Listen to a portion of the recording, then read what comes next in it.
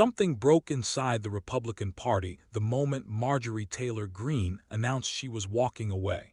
But what looked like a single shocking resignation was actually the opening crack in a much deeper fracture, one that Republican insiders have been trying desperately to hide. Because behind closed doors, multiple GOP lawmakers are preparing to do something almost unthinkable: quit midterm, abandon their posts, and leave their own party in free fall. And according to private messages leaked to Punchbowl News, what's happening inside the GOP right now isn't just frustration. It isn't just infighting. It's full-scale panic. What triggered this meltdown? Why now? And what did MTG reveal that sent the party into this spiral? Let's start at the beginning, because the truth is more explosive than anyone expected. The moment Marjorie Taylor Greene announced she was stepping away, it sent a shockwave through Washington that nobody in GOP leadership was prepared for. What looked like a single dramatic resignation turned out to be the opening move in something much larger, a quiet unraveling inside the Republican Party that had been building for months beneath the surface. Within hours of her announcement, reporters started receiving private messages from multiple GOP lawmakers, each one hinting at the same thing: they're thinking about getting out too. Not after elections, not after their term ends. Right now, but the reasons they gave were even more alarming. According to a senior House Republican, the White House team has treated members with pure contempt, ignoring them, overruling them, and blocking even the smallest wins that lawmakers usually rely on to show progress back home. They can't announce small grants. They can't get agencies to return calls. They can't even secure basic cooperation on routine matters. And instead of stepping in to defend them, they say Speaker Mike Johnson just let it happen. That frustration isn't coming from one unhappy faction. It's coming from every corner of the party: appropriators, hawks, doves, moderates, conservatives, and the rank and file. For once, everyone feels the same thing. The party is burning out from the inside. Morale, according to these private messages, has never been lower.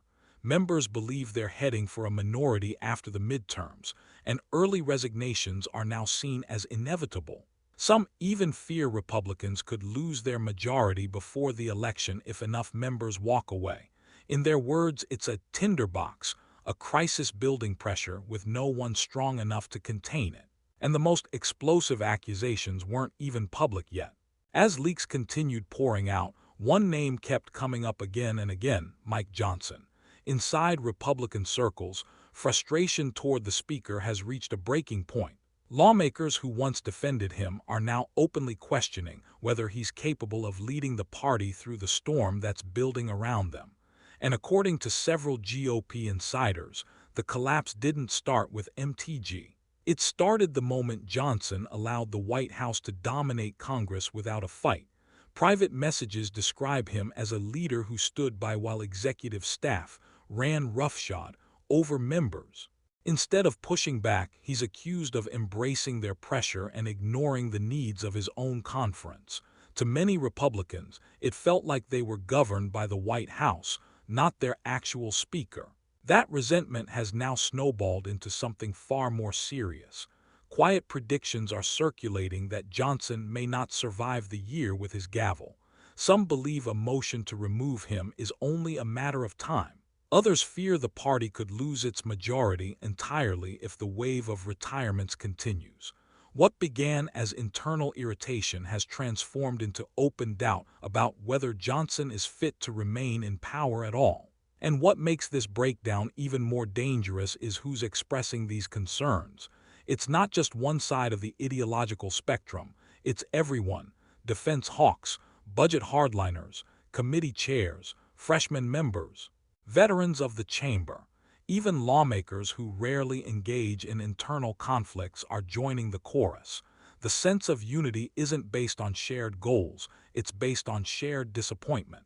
For the first time in years, nearly every faction inside the GOP agrees on one thing: Johnson failed to protect them.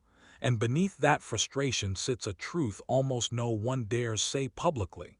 The deeper you go into these private GOP messages, the more obvious one thing becomes: Republicans aren't just angry at Mike Johnson. They're angry at someone they're too afraid to name, Donald Trump. For years, the party handed him every ounce of their political power, every scrap of influence, every decision that mattered. And in return, Trump gave them almost nothing. But admitting that publicly is political suicide, so the truth is whispered only in back rooms, encrypted chats, and off-the-record conversations. Lawmakers privately complain that Trump doesn't respect them, doesn't listen to them, and doesn't feel the need to work with them at all. Why would he? They spent years proving that he didn't have to. He knew they wouldn't push back. He knew they wouldn't challenge him. He knew that no matter how chaotic things got, they'd defend him out loud and criticize him only in private. That dynamic hasn't changed, even now, when the party is falling apart. The irony is brutal. The same members who sacrificed their own influence to elevate Trump are now shocked that he treats them as disposable. They complain that he bypasses Congress, ignores their priorities, and leaves them politically exposed. But none of them will say it publicly, because the moment a Republican criticizes Trump, their base turns on them instantly. Their donors pull back, their social media erupts, their primary opponents smell blood, so they stay silent. They vent anonymously. They whisper to reporters, a senior GOP lawmaker, or a Republican familiar with the discussions. And even in those private spaces, they tiptoe around Trump's name like it's a tripwire. They're furious but terrified. And while most Republicans stay in hiding, one person who no longer needs to protect her career decided to unleash everything she'd been holding back. When the Punch Bowl leaks broke open, most Republicans stayed silent, hoping the story would fade. But Marjorie Taylor Greene didn't just confirm the reports, she hit the detonator. Hours after the leaks began circulating, MTG jumped onto Twitter and dropped a message so blunt it sent shockwaves through her own party. "Fact check, true," she wrote, turning a quiet rumor into a full-blown crisis. But she didn't stop there. She claimed the situation inside Congress was even worse than Washington insiders realized, describing dysfunction so deep it made her resignation look like the only logical escape.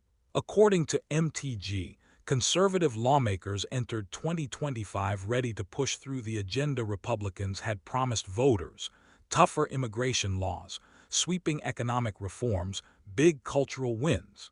Instead, she says they were completely shut out. Every major move was overruled. Every attempt to set direction was blocked. And the person she blamed most was Speaker Mike Johnson, whom she accused of following the White House line with full obedience, abandoning the lawmakers who put him in power. Then she launched into her harshest criticism yet. She mocked the belief that online conspiracy memes, viral slogans, and loyalty theatrics could defeat what she called the deep state. She slammed her colleagues for wasting time on internal purity tests instead of delivering real policies that matter to voters who are struggling with rent, groceries, jobs, inflation, and housing. But her most chilling message was about the future. MTG warned that Republicans squandered their best window for action, and once campaigns fully take over, Congress will freeze. She predicted total gridlock, total political warfare, and a midterm loss that would devastate the party's morale even further.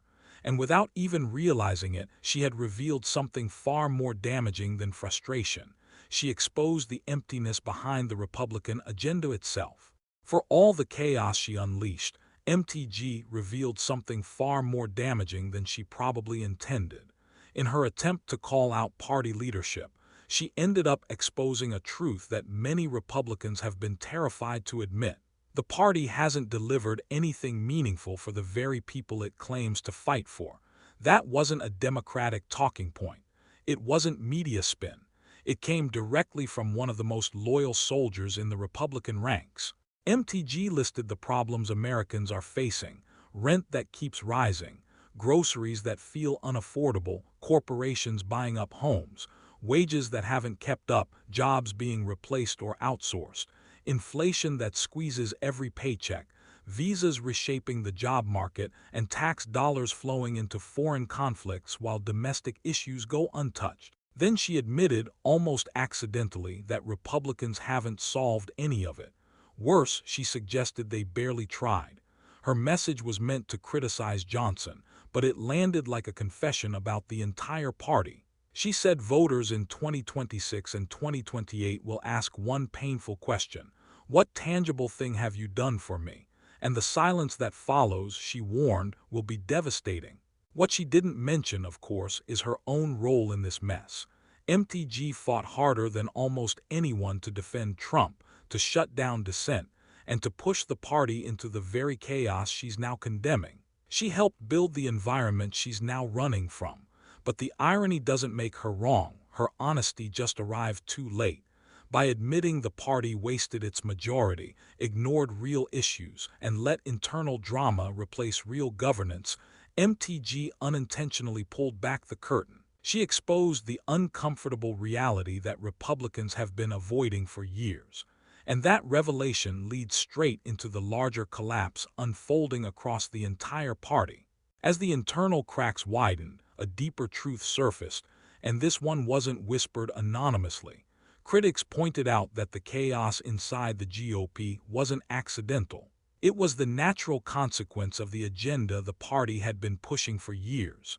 For a long time, Republicans claimed they were fighting for working Americans, but the results told a different story. The policies they championed consistently benefited the powerful, the wealthy, and the politically connected, while ordinary voters were left wondering why their lives felt harder, not easier. The complaints spilling out from within the party make this painfully clear. Lawmakers are frustrated that inflation has been rising for years, made worse by trade battles that drove up the cost of everyday goods. Conservatives promised cheaper health care, but instead pushed to dismantle the ACA and cut Medicaid. They vowed to revive manufacturing, yet factories kept shutting down or moving overseas. They talked about protecting American workers, even as corporations expanded visa programs and outsourced more jobs. What's happening now is a backlash to that disconnect. People aren't rejecting Republicans because their agenda failed. They're rejecting Republicans because their agenda worked exactly as intended, just not for the voters who were promised relief. It worked brilliantly for megadonors, hedge funds, and political insiders. But for everyday Americans, the impact was more pressure, more instability, and more uncertainty. This is why Democrats have been outperforming in special elections. This is why GOP approval ratings have tanked. This is why lawmakers are panicking about the midterms. They can sense the tide turning, and for the first time in years, they're admitting the consequences are real. And with that fear settling in, the party is bracing for something even more destabilizing. As the internal frustration boiled over, one rumor began spreading faster than anything else. MTG wouldn't be the last to walk away. According to Republican insiders speaking privately, her resignation wasn't a shock, it was a signal, a warning shot. And it confirmed something many within the party had already sensed for months. More lawmakers are quietly preparing to jump ship before the next election cycle even begins. These aren't fringe members or backbenchers. Some are longtime incumbents. Some hold influential committee seats.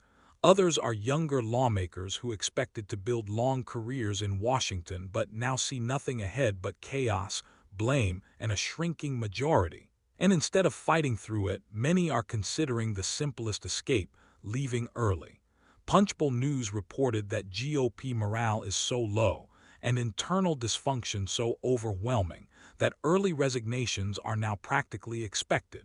Members are drained, their priorities are ignored, their influence is fading, and with campaign season about to consume every corner of Congress, the pressure is only getting worse.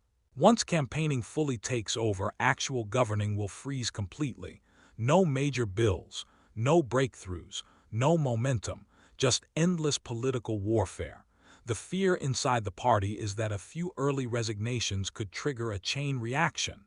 Every vacancy risks shrinking the majority. Every special election becomes a gamble. And if too many lawmakers step aside, Republicans could lose control of the House before voters even reach the ballot box. That possibility has put the conference in a defensive crouch. Instead of preparing bold policy moves, they're scrambling to keep their own members from abandoning the ship altogether. It's a level of instability they haven't faced in years, and it's growing by the day. And with so many lawmakers planning their exits, the final question becomes unavoidable. What happens to a party when the people running it no longer believe in it? By the time all the leaks, resignations, and anonymous complaints came to light, one reality became impossible for Republicans to ignore. This collapse wasn't caused by their enemies, it was caused by their own choices. Every warning sign they dismissed, every moment they surrendered authority, every time they silenced dissent inside their ranks, it all led to this moment. For years, GOP leaders treated power like something they could hand over to a single figure and still control.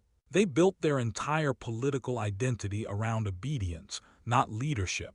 They punished any member who dared push back. They elevated loyalty tests over policy.